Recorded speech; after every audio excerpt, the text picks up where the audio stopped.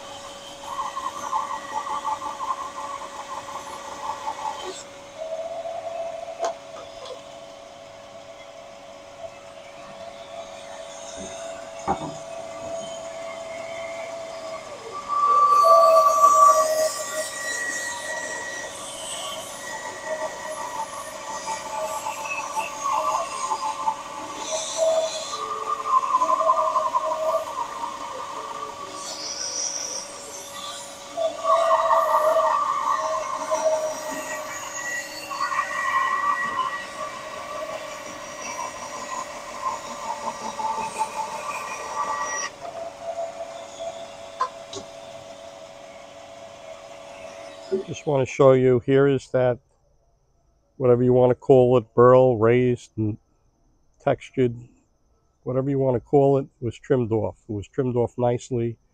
Is nowhere's in the limb. Perfect.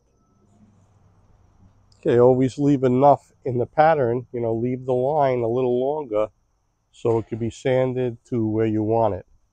Now we're going to lay out the side profile with the riser. When we find the center of this, it's 69, so it'll be 34 and a half. We mark it where it's 34 and a half over here. And then we'll turn it around, because there's nothing perfect. And we'll find 34 and a half over here. And put a mark. And the center mark will be right in the middle of those two. They're almost touching. It's almost perfect, okay? So we got a center mark here. Then from that center mark, we laid out, it's 4 inches on each side. We're just double checking now, because we're going to lay the handle out on the side, 4 inches on the other side. Okay? So we have these marks here. Now when we lay it on the side, we're going to mark a center line, and then at the 4 inches on the side, we're going to draw these lines like this.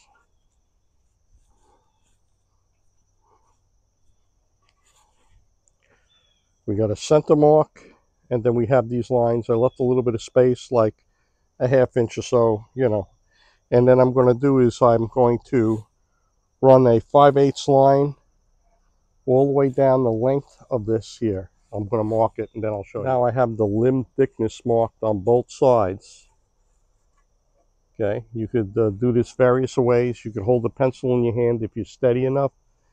After you mark a couple of sections, and take your pencil and run down and make sure the dots that are the 5/8 that you have are touching as you slide it down. You could use a compass, or you could buy the tool that I bought on eBay.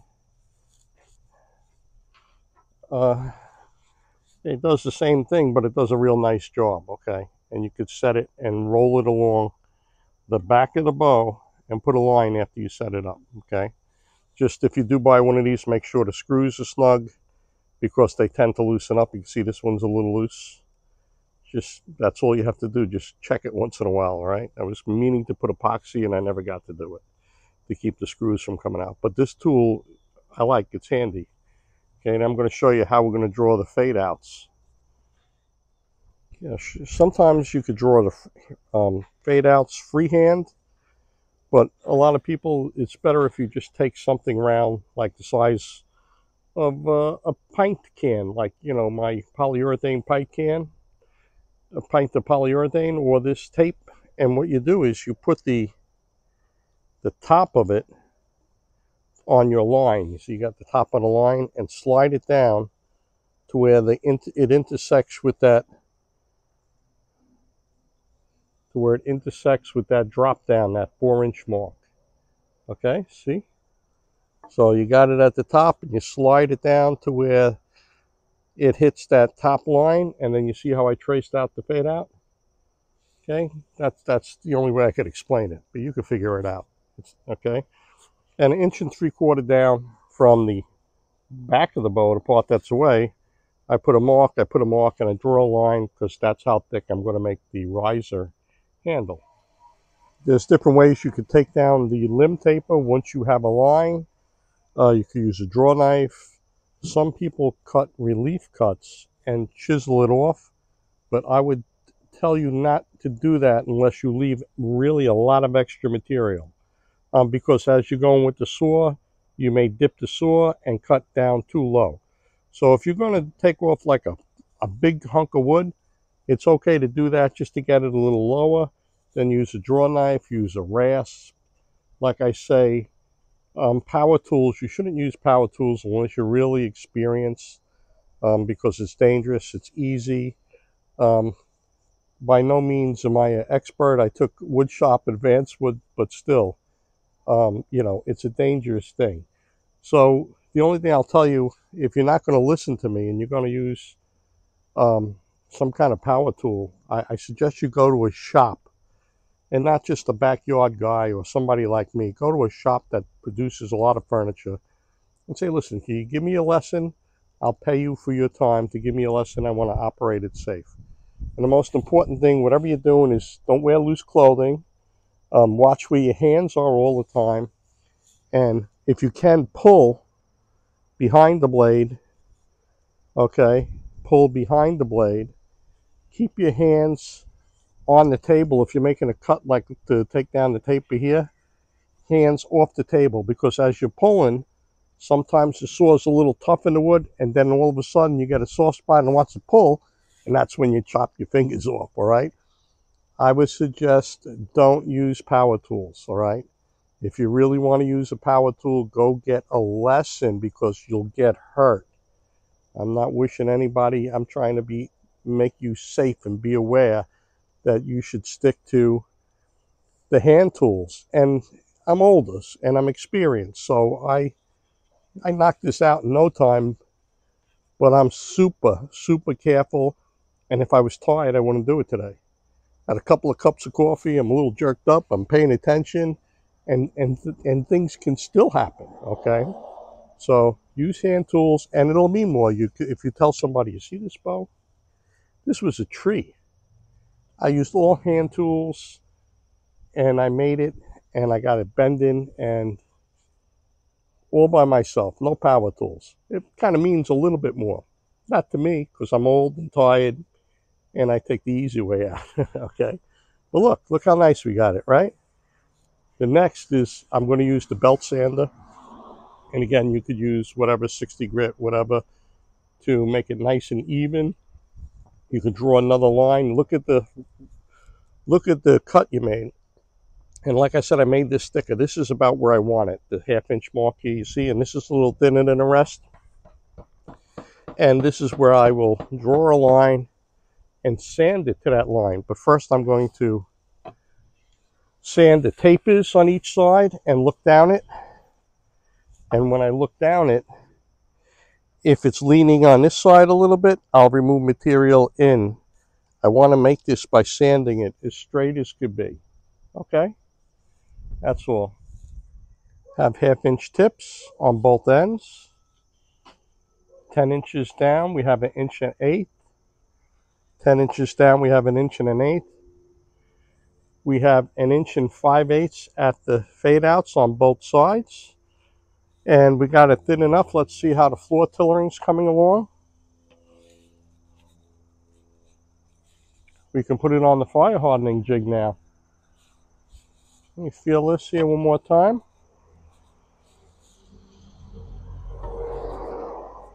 Going to take a couple of strokes more off of this, and we're going to put it on the fire hardening jig with a heat gun. I have this now beautiful bow blank on the back set jig, and we're going to heat the inners. This, I don't stress nothing. I want it to be soft and pliable, but this was so nice. It clamped down nice and easy, but I'm still going to heat up from the riser to the midsection 8 minutes. Same thing, and the outers from here to here 8 minutes to get it to bend. And you see, look, I probably could force it and clamp it, but I don't want to do that.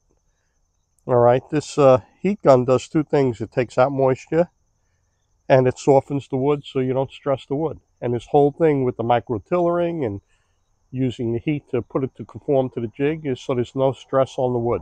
When you have a bad bend with a character back, make sure that you heat into or past that character back. You want to heat up all the pores in the wood so you can get this to conform nicely without any stress. And you may not make it flush, but that's okay because of that. But you will kind of want to get the belly kind of in line the best you can. You'll never get it flush, so expect to have space on this side, space on this side, but still heat through that bump. Whenever you have texture on the back, you will never get it flush, and you should never force anything, okay? We're heating it up. It's been 8 minutes, and this is as far as I got it. And what I do is I just take loosely, and see it's turning now loosely. And as long as it turns loosely, look, like almost 2 fingers, now it's stopped. See the distance? That means I got to continue to heat it up. And you'll never get it flush. You're not going to get it flush, and you shouldn't try to get it flush because you'll crack the wood. But when you're done, if you look at the belly, you see you got a bend. You got a nice bend, okay? Even if it don't get flush. But as long as I heat it up and I can gently turn it, I'll gently turn it. This is what we wound up with. And this end must have been heated for probably, from the end to the end, a little over 20 minutes. But I wanted to show you. See a little daylight? That's okay. The tip is flush and aligned. Okay, and on each side of this, these clamps are snug. And when you fire harden it and the wood gets soft, you do the same thing. You gently turn it. And when you move this to be fire hardened, never grab it by the clamps with the space in it. Always grab it by the jig, okay? Because you don't want the clamps popping off, okay? And we're going to go out and we're going to get that fire going, and we're going to fire harden it today. You've seen enough of my fire hardening videos. I started at 9. There's no rush. You take your time. If it takes a couple of days, it takes a couple of days. But it's like 11:30 now. So from 9 to 11:30, I shaped with power tools. I made a nice bow blank. And like I said, you can see the space in there because of the character on the back, the bumps and all that.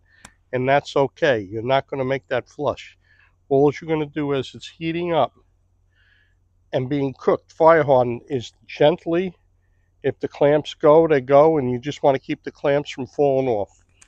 The ends are flush, so they'll be level. They'll be cooked flush. And the middle is good. Everything's good except the character on the back. And like I said, that you just gently move them. If it goes, it goes. If it don't, you leave it alone, and we're going to get a nice brown color, and I'll show you when it's done. I'm going to explain the proper height to have the backset jig to the coals, and it involves common sense. you're going to use your palm of your hand to determine the proper height. Okay, so you don't want to burn your hand. If you don't have common sense and you can't follow instructions, don't do it. Okay? Like I said earlier, I'm not going to show you the whole process. I'll show you the bow finished. But I figured I might as well just explain in case a couple of people didn't see my fire hardening videos. Once you get it down, how you determine the proper distance from the coals to the wood is you take your palm and you put it right underneath the limbs, okay? And the idea is if you count to 3, 1, 2, 3, and if it's too hot to keep your hand there at that 3 count, then that's the right temperature. So let's just go to show you. 1, 2, 3, 4. Okay, we could go a little lower. 1, 2, 3. 1, 2, 3. 1, 2, 3. 1, 2, 3. 1, 2, 3. 1, 2, 3. 1, 2, 3. So that's how you determine the proper distance, because you can't use a thermometer, because as you get close with the thermometer, the temperature will shoot up. You can't measure the distance between the wood and the coals because too many variants, wind and outside temperature will affect that distance. So this is the best thing. Keith Shannon came up with this. I had the honor of talking to him for a couple of times, and I suggest you buy Thad Beckham and Keith Shannon. They made a fire hardening DVD, and I suggest you go to Shannon Outdoors and buy it. You'll learn a lot. There's a lot of good videos they produce too. You can watch my tillering videos. I try to take the time to explain this micro tillering in depth so you can create a really nice bow. Okay, so if you look at the last video I did, Griffin's bow, if you look at Griffin's bow and a couple of the prior ones, I tried to go in detail on the tillering, the micro tillering and how it works. Okay, so between you can cut down a tree, and in a couple of days you could have a nice bow. All right, you could have a nice bow. You could cut down all kinds of white woods, different types of woods, and fire harden them. And once they're fire hardened, most important thing is that you get a wet rag, a dripping wet rag, all right, water pouring off of it, and hydrate it to put some moisture back in. Fire hardening toughens the wood. In simple terms, it makes the cells stronger. In simple terms, it makes it a little more water resistant, hydrophobic, okay, water resistant, but it allows you to put some water back in. And usually I do it 3 times over a 2-hour period, a 3-hour period. I'll just keep hitting it with a nice wet rag, and by the next day, if you have a moisture meter, you could check it. There'll be moisture in there, and you'll be able to tiller it. Okay, you don't want to tiller it without having moisture in it. It'll be like, as Keith Shannon says, is trying to tiller a potato chip, and you don't want to do that. You want some moisture back in it. Okay, so it serves a purpose, cooking, and then hydrate it, and the next day plan on, if you hydrate it enough, the next day you can plan on tillering it. Okay, so I'll show you when it's done. Quick video today, just taking a bow blank, shaping it, putting it on a jig, and what it looks like fire hardened afterwards. Okay, that's it. A little over 2 hours, and we got a nice color, nice cook, and we're going to let it cool, and I'll show you how to hydrate it, and that'll be the end of this video for today. Well, this was cooling. I had a few errands to run, so this was sitting on the backset jig for a couple hours cooling. Look at how it conformed to the jig nice. Look at the nice backset we have. See the nice backset?